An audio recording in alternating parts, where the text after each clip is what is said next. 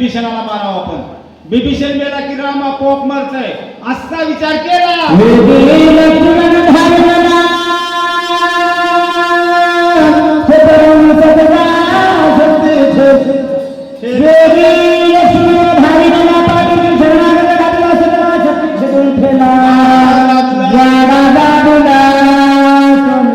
लक्ष्मणजीने बघितलं बिभीषणाला पाठीमागे घेतले हो.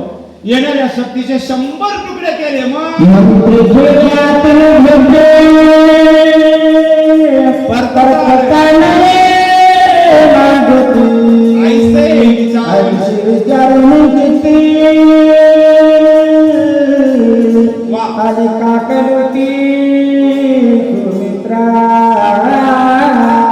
अभिमंत्रण टाकलेली शक्ती होते.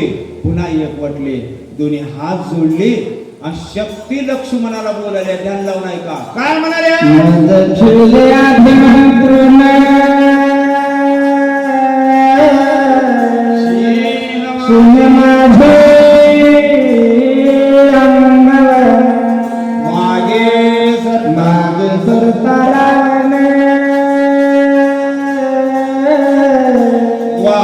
दंड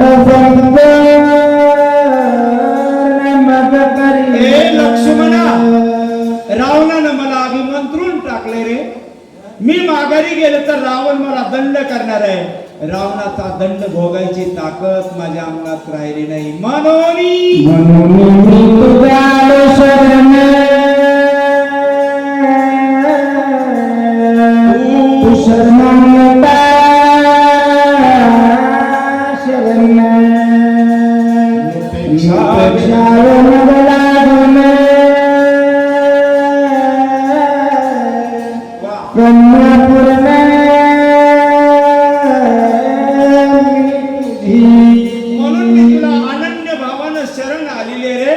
लक्ष्मणा, तू माझ्या धर्माचा बाप आहे श्री, माझा अंगीकार कर. बापाचं नातं लावलं कन्या होऊन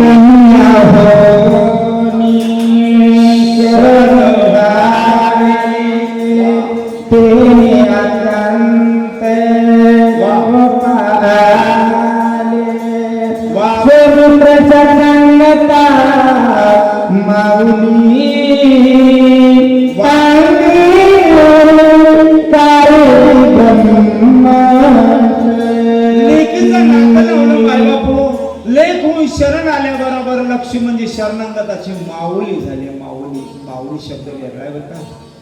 मी व्याख्या सांगून जातो, तुम्ही सुज्ञ आहात. माय लोकांचं लेकरू उन्हात मेलं तर मेलं, पण आपल्या लेकराला सावलीमध्येच धरते, तिला आई म्हणावं, माय म्हणावं. लोकांचं काही का होईना, आपण आपल्या लेकराला पदराखाली घेते, तिला माय म्हणावं. पण आपलं लेकरू मेलं तर मेलं, पण अनाथ लेकराला पदराखाली घेते, तिला माऊली म्हणावं. आणि अशा 2 माऊल्या आहेत जगात. 2 माऊल्या तुम्हाला कळण्यासाठी सांगतो. एक माझ्या जगाची माऊली आहे ज्ञानराज आणि दुसरी आहे गुरुराज माऊली. माऊली लेकीचं नातं लावलं ना, तिला दया येते आहे, दया येते आहे. मी एक वाक्य एवढंच बोलून जातो. या जगामध्ये सगळ्यात कोमल नातं कोणतं असेल तर लेकीचं आहे. 80 वर्षाचं म्हातारं सीटवर बसलं असेल आणि एखादी लेकरवाळी जर नवीन पोरगी आली आणि तिला जर म्हणली, बाबा लेकरू जरा प्यायला मागाले, मला जागा मिळणार गेली आहे, तर 80 वर्षाचा माझा म्हातारं सुद्धा उभा राहतंय. पण लेकीचं नातं लावल्यामुळे जागा देते. पण लेकीचं नातं लावणारे हे म्हाताऱ्या जर म्हणली तर खाली उतर. लेख होऊन शरण आल्यावर काय होत,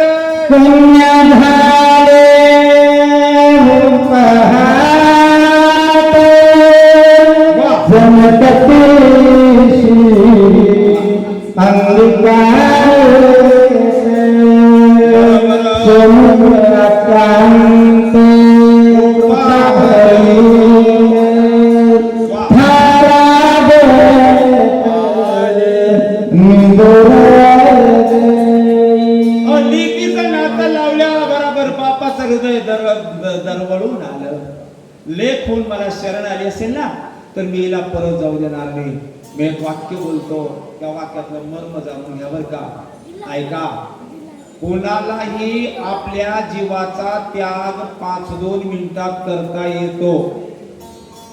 परत ऐका, कोणालाही आपल्या जीवाचा त्याग 5-2 मिनिटांमध्ये करता येतो, पण त्यागाचं जीवन जगून दाखवणं हे समाजाच्या पुढे आदर्श ठरतो. लक्ष्मणजी म्हणाले, लेकून शरण आले ना, मी जर ह्या लेकीला जवळ घेणा गेलो तर पुढचे लोक 4 दिवस सुद्धा माहेरला आणणार नाहीत. नातं लेकीचं लावलंय ना, मग तिला जवळ घेणं माझं कर्तव्य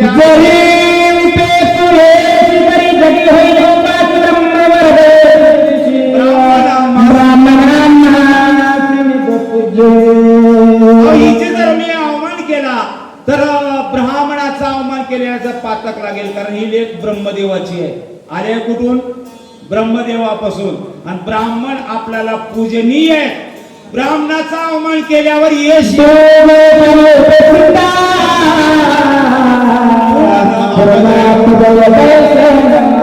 दुसरी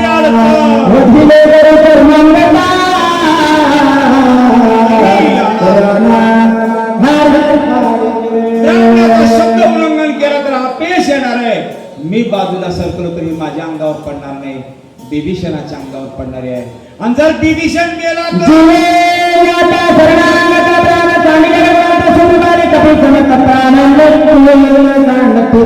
बिभीषण गेला म्हणून कळालं तर माझे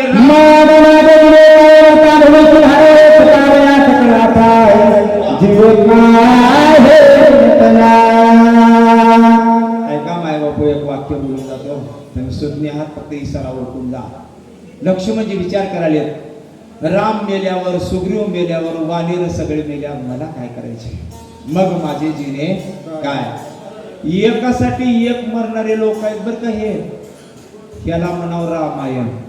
राम मेला की सुग्रीव मरतय, राम मेला की वालीर मरते, मग मला काय करायचंय? मलाही मरावं लागतंय.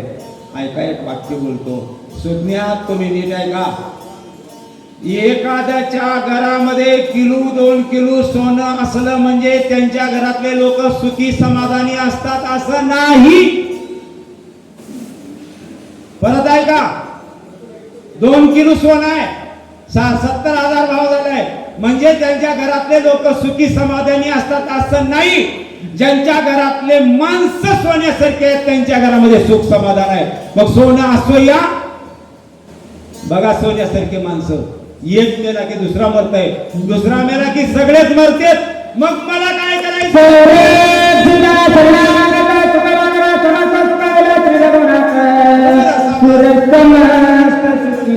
एवढ्यावर वागणारे देव लोक सुद्धा सगळे मरतील.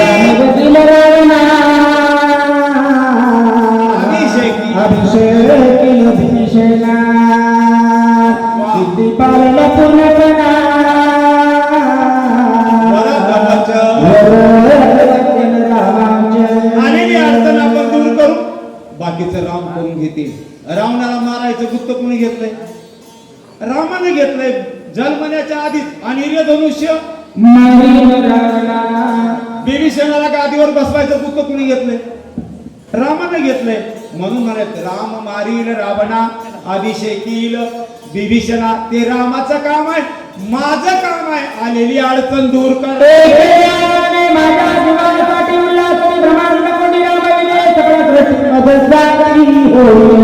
माझ्या एकल्या जीवासाठी ब्रह्मांडामध्ये सगळ्याला आनंद होत असेल तर मी मरायला हरकत नाही. आईसे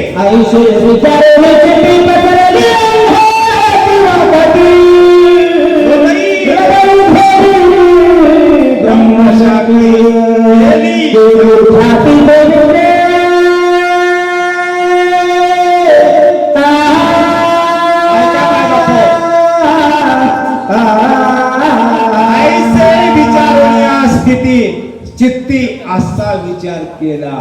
थोडं तुम्हाला ह्याच्यातला लक्षार्थ सांगतो, ध्यान लावून ऐका. माय पुढच्यानं सोडलेला बाण आपल्या अंगापर्यंत यायला किती वेळ लागते? पुढच्यानी सोडलेला बाण आपल्यापर्यंत यायला किती वेळ लागते? 5-10 सेकंद. बरोबर आहे? एवढ्यात केलेला विचार आहे. त्याला म्हणा क्षणोक्षणी हाची करावा विचार एका क्षणामध्ये एवढा विचार केला.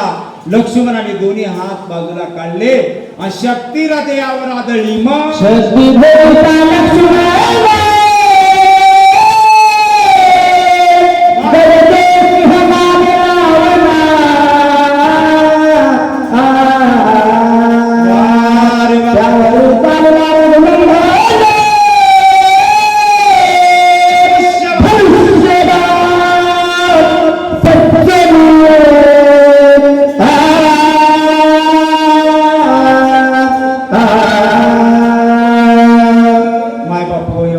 विचार लक्ष्मणाने केला. गुळ घातलं. आणि लक्ष्मण मूर्छा अवस्थेत पडले. गुळ द्या म्हणावं त्याला. ऐका मामा, एक वाक्य बोलतो मी, मोलाचं वाक्य आहे, ध्यान लावून ऐका. भीक मागूनही धन कमवता येतो. मी काल परवा ऐकलेलं सत्य सांगतो तुम्हाला. एक कोल्हापूरच्या बस स्टँडवर, रेल्वे स्टेशनवर भीक मागणारा माणूस मेलं होतं. त्याचा अकाउंट तपासलं तर त्याच्या अकाउंटला 1 कोटी रुपये निघाले. लाख नाही, कोटी. कशावर मिळतील ते? भीक मागूनच की. मग माझं वाक्य आहे का, भीक मागूनही धन कमवता येतं, पण इज्जत आणि मान हे स्व कर्तृत्वानीच मिळवावं लागते. हे भीक मागून मिळणारी वस्तू. त्याच्यासाठी माझ्या लक्ष्मणाने छातीवर शक्ती झेलली हो, नाव कमवण्यासाठी. लक्ष्मणजी पडले माय बापो. रावण नाचायला लागला. ऐका सांगतो, एखादी माणूस पडला आणि दुसरा जर नाचायला लागला तर माझ्या भगवंताला राग येतो. मग नाचणारा जवळचा असला तरी भी सांगू. ऐका सांगतो, दुर्योधन पांडवाचं घर बघायला गेला असताना फरशी असले की पाणी दिसावं, पाणी असले की त्याला फरशी दिसावं. त्या लपड्यामध्ये, त्या घोळामध्ये त्यानं पाण्यामध्ये पडलं आणि पडल्या बरोबर वरल्या मजल्यावरल्या एका बाईनं त्याला हसली. कुण? द्रौपदीनं हसली. हसली तर हसली, उगा हसाव की वरून म्हणाले, हो का आंधळ्याचं लेकरू. आंधळच. एवढी गोष्ट कानावर पडली आणि दुर्योधनानं सांगितलं, आज 4 माणसामध्ये तू मला हसलेस का नाही? 4 माणसामध्ये तुला रडीवला गेलो तर माझं नाव दुर्योधन. हसलेल्याचा परिणाम एका दिवशी भर सभेमध्ये वस्त्रहरणाला सामोरे जावं लागलं. एवढं तिनं हसली नसती तर वस्त्रहरण घडलं. म्हणून मी सांगतो, आपल्या समोर कुणी पडलं तर त्याला जाऊन उठवा. उठवून होईना गेलं तर त्याला त्याच्या जागेवर सोडून तुमच्या वाटेनं जा, पण पडलेल्या माणसाला हसायचं नाही. बरोबर आहे की बाबा? मी सांगितलं पटलं की. पण आमचं वागणं सांगू का, अर्धे एका दिवशी पडालेत, अर्धे निवडून यालेत, आणि निवडून आलेले नाचले तर नाचले, पडलेल्याच्या दारात जाऊन नाचालेत म्हणून भांडण.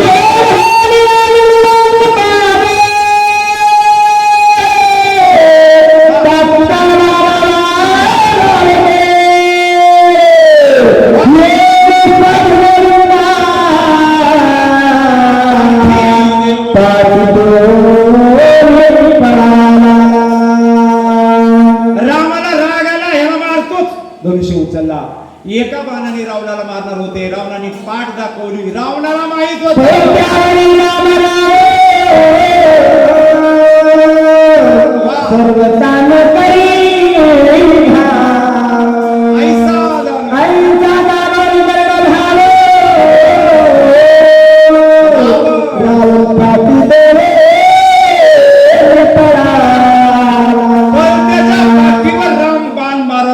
हे रावणाला माहित होतं, म्हणून पाठ दाखवले. मी याच्यावर एक एवढंच चिंतन मानव जातो. माझं वाक्य आहे का, आणि त्याच्यामधलं मर्म जाणून घ्या बरं का. चांगल्या माणसाच्या सद्गुणाचा फायदा दुर्जनाने घेत आलेतच आणि इथून पुढे घेत राहतीलच. पण त्याच्या पाठीवर रामबाण मारणार हे सद्गुण आहे का नाही? राम त्याच्यामध्ये तोंड फिरला त्याच्या पाठीवर बाण मारला. हे सद्गुण आहे का नाही? सद्गुणाचा फायदा घेतला. रावण पळून गेला. राम विजयी झाले.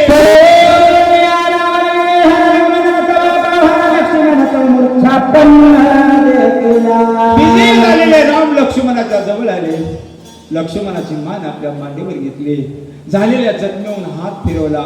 पहिलं काम अमृत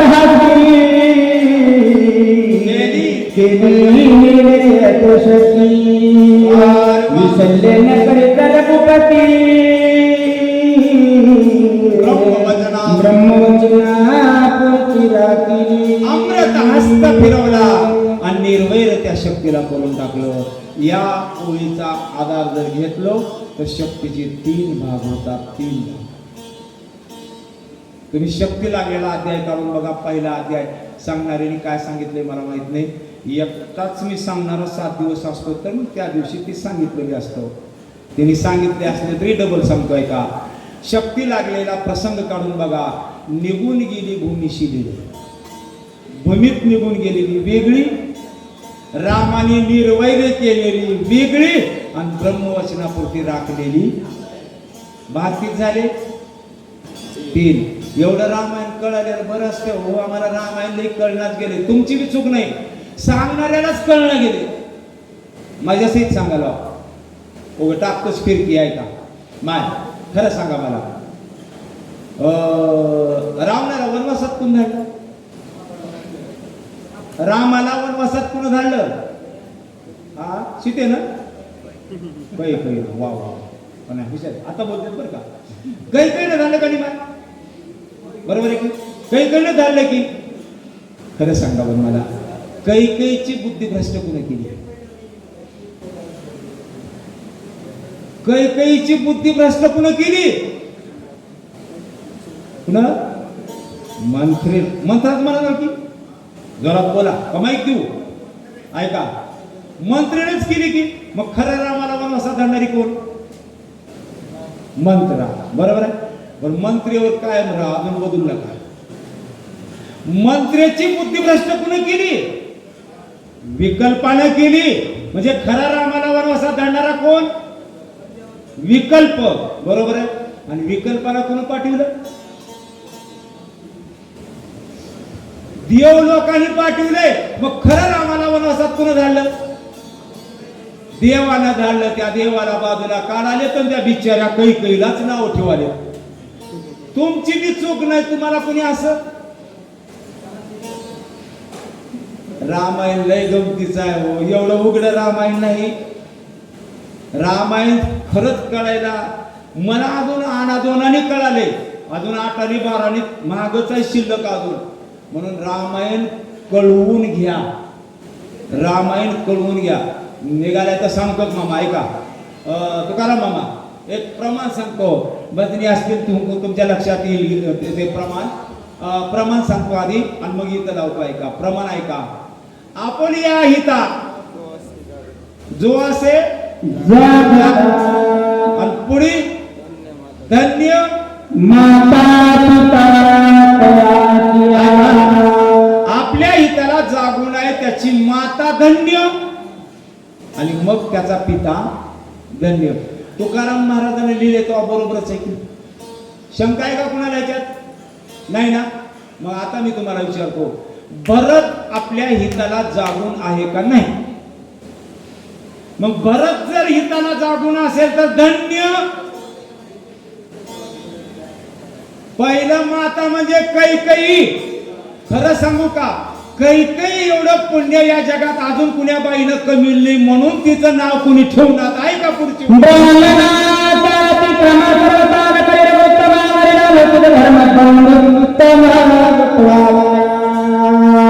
रामाने त्या शक्ती लागलेल्या जागेवर हात फिरवला. वेदना नाहीशा केल्या. रामानं त्यालाच उठवला असतो पण लौकिक अर्थाने उठवण्यासाठी उभ्या असलेल्या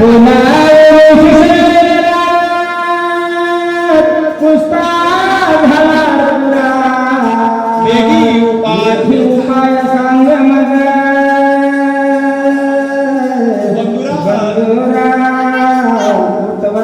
जवळ उभ्या असलेल्या डॉक्टरला बोलावून घेतलं. हे सशेना माझ्या लक्ष्मणाला शक्ती लागल्या रे, त्याला वाचवण्यासाठी काही तुझ्याकडे औषधी आहेत का रे बाबा, काही पर्याय आहे का? डॉक्टरनं बघितलं, डॉक्टर कसला होता, एक स्पेशल मूवी टाकली आहे. कसला होता?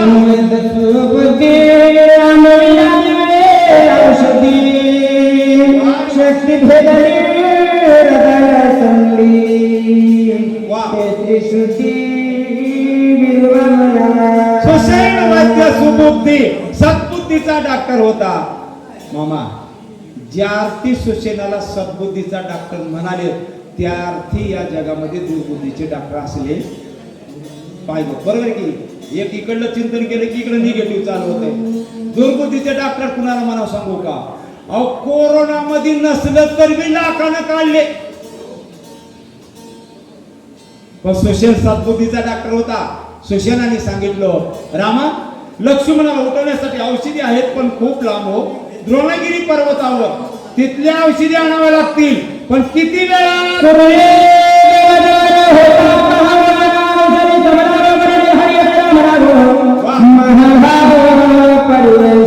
दिवस निघण्याच्या अगोदर औषधी आल्या तर लक्ष्मण उठतंय म्हणलं. राम म्हणले, चिव्याव का कोणी? तिथले नाही, तिथले वानर. औषधी आणायचे तेवढ्या लांबच्या. सगळ्या वानराने खाली मुंडी घातली, आपली ताकद नाही. रामाने माझ्याकडे बघितलं. भरताला हनुमानजी सांगाले, रामाचा इशारा वळकिलो, मी आलो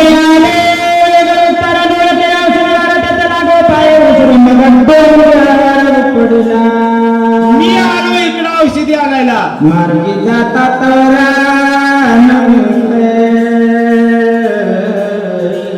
तो बान ज्ञान मामा दुनिया